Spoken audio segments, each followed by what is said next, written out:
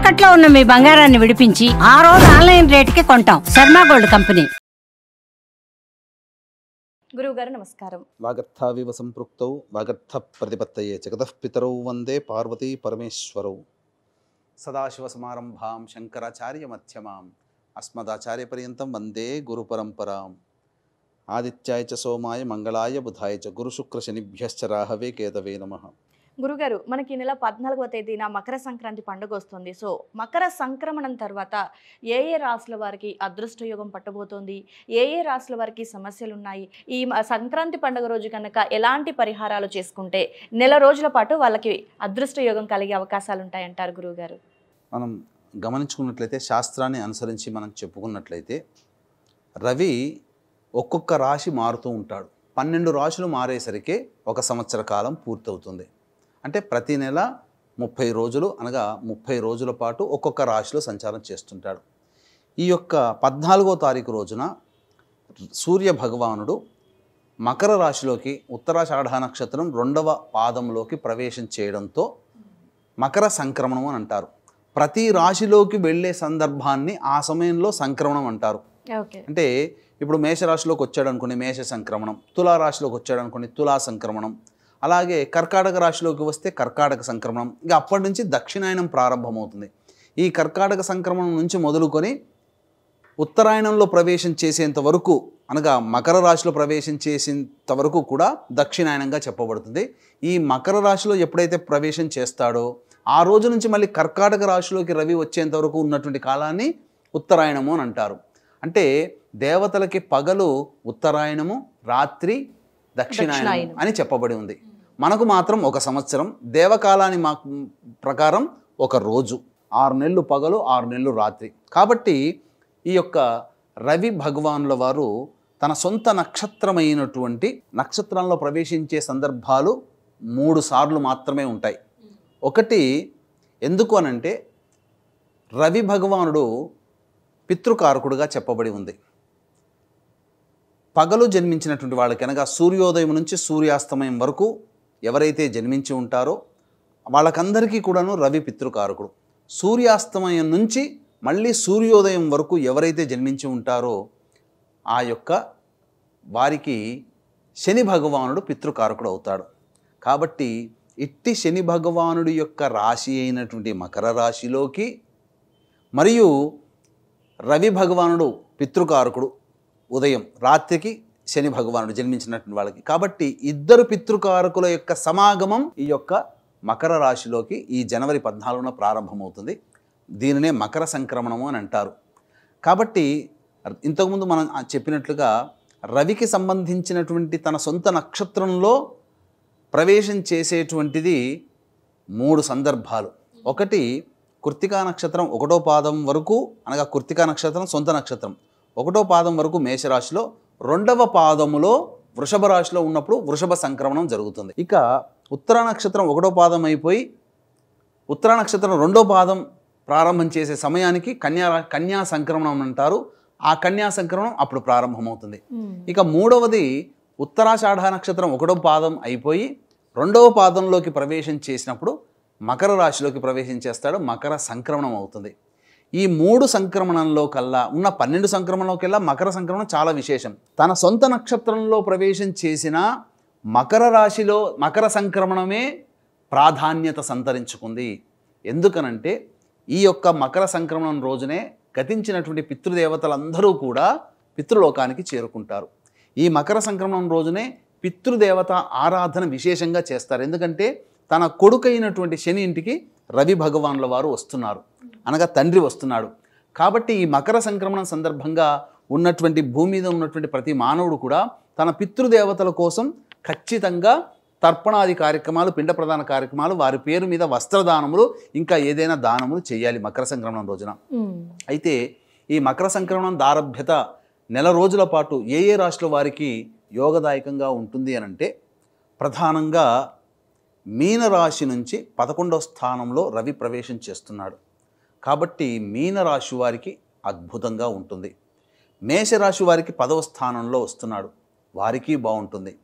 సింహరాశి వారికి 6వ స్థానంలో రవి సంచరిస్తున్నాడు, అది చాలా బాగుంటుంది. వృశ్చిక రాశిలో జన్మించినటువంటి వారికి 3వ స్థానం.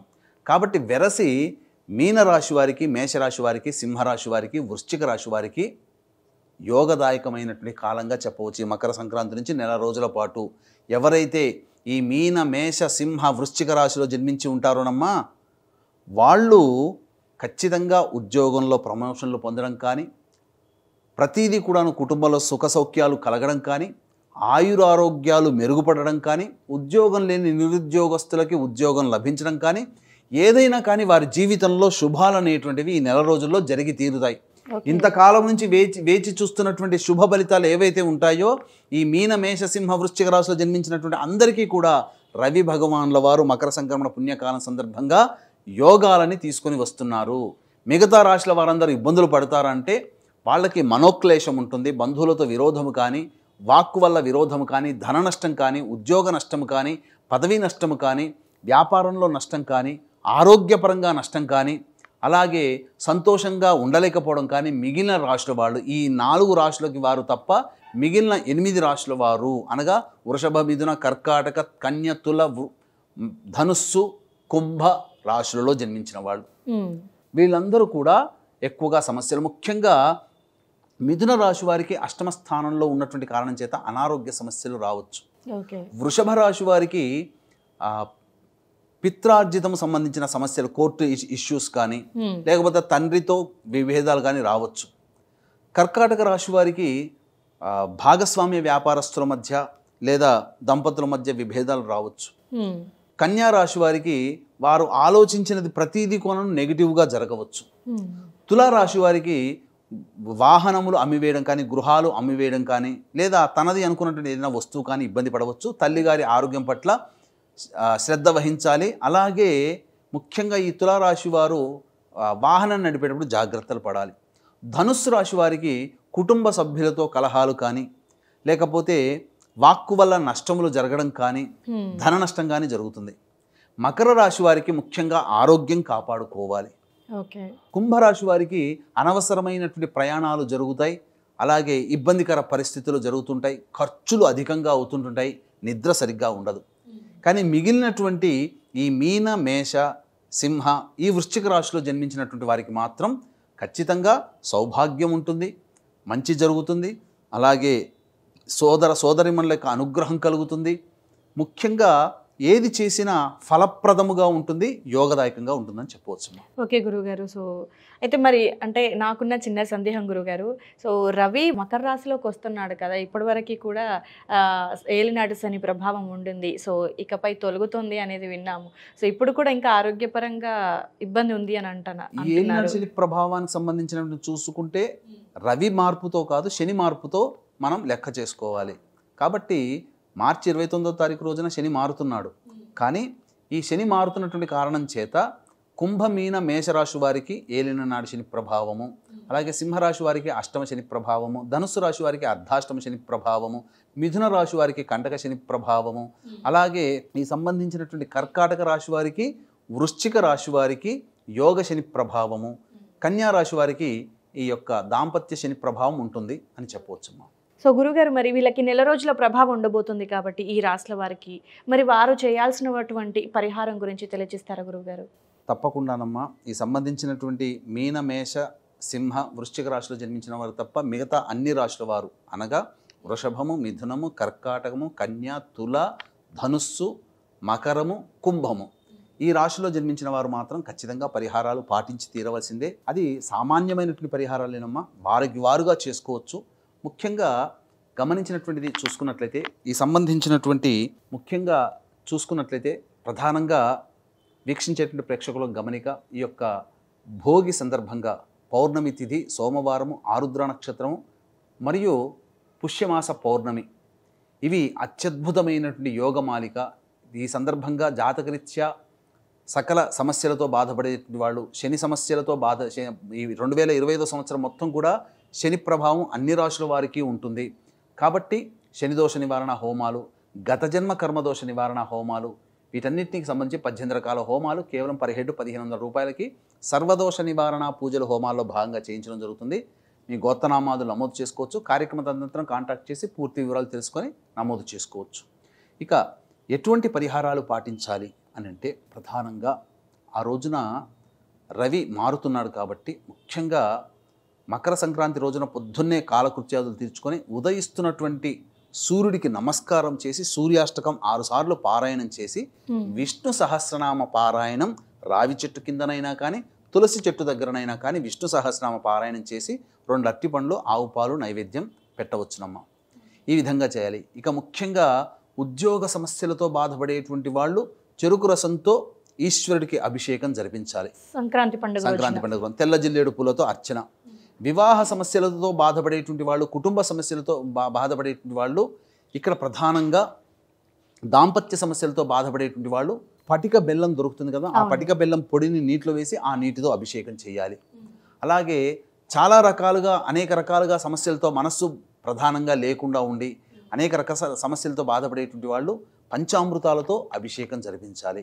ముఖ్యంగా తీరని కష్టములు ఉంటాయి, అలాగే అభిచారిక కర్మదోషాలు ఉంటాయి, తెలియని విధంగా ఎంతోమంది శత్రువులు అనేటువంటి వాళ్ళు ఉంటారు. అటువంటి వాళ్ళు నల్ల నువ్వుల నూనెతో ఆవ నూనెతో ఈశ్వరునికి అభిషేకం జరిపించి నీలిరంగు పుష్పాలతో అర్చన జరిపించాలి. వివాహం కోసం పటిక బెల్లం పొడి నీటిలో కలిపి అభిషేకం చేసి మల్లెపూలు గన్నేరు పూలతో అర్చన చేయాలి. ఈ విధంగా అభిషేకం జరిపించుకునే ముందు నవగ్రహాల చుట్టూ శివాయ నమః అంటూ 27 ప్రదక్షిణలు చేసి ఈ విధంగా ఏ సమస్యలతో బాధపడుతున్నటువంటి వాళ్ళు ఉన్నారో అటువంటి వాళ్ళు ఈ యొక్క సంబంధించినటువంటి అభిషేకం చేసుకోవాలి. అంటే రాశి పరంగా కాకుండా సమస్యల పరంగా, రాశి పరంగానే చెప్పింది మొదలు. ఈ రాశి ఏ రాశుల వారికి ఇబ్బందులు ఉన్నాయో ముందు చెప్పాము, మళ్ళీ చెప్తున్నానమ్మా. వృషభ రాశి, మిథున రాశి, కర్కాటక రాశి, కన్యా రాశి, తులారాశి, ధనుస్సు రాశి, మకర రాశి, కుంభరాశి వాళ్ళు మొత్తం 8 రాశుల వాళ్ళు ఈ చెప్పబడినటువంటి పరిహారాలు ఏ సమస్యలు వాళ్ళకి కలుగుతున్నాయో ఆ విధంగా చేసుకోవాలి. ముఖ్యంగా ధనపరమైనటువంటి సమస్యలతో బాధపడేటువంటి వాళ్ళు విభూతిని నీటిలో కలిపి ఆ నీటితో శివుడికి అభిషేకం జరిపించి మారేడు దళాలతో అర్చన చేయాలమ్మా. ఓకే గురుగారు, చాలా చక్కటి విశ్లేషణ గురుగారు. ఎందుకంటే మకర సంక్రమణం తర్వాత కూడా చాలా మందికి రాశి పరంగా ఏ విధంగా ఉంటుందో అనేది చూసుకున్నప్పుడు పరిహారం తెలియక కూడా ఇబ్బంది పడే వాళ్ళు ఉంటారు.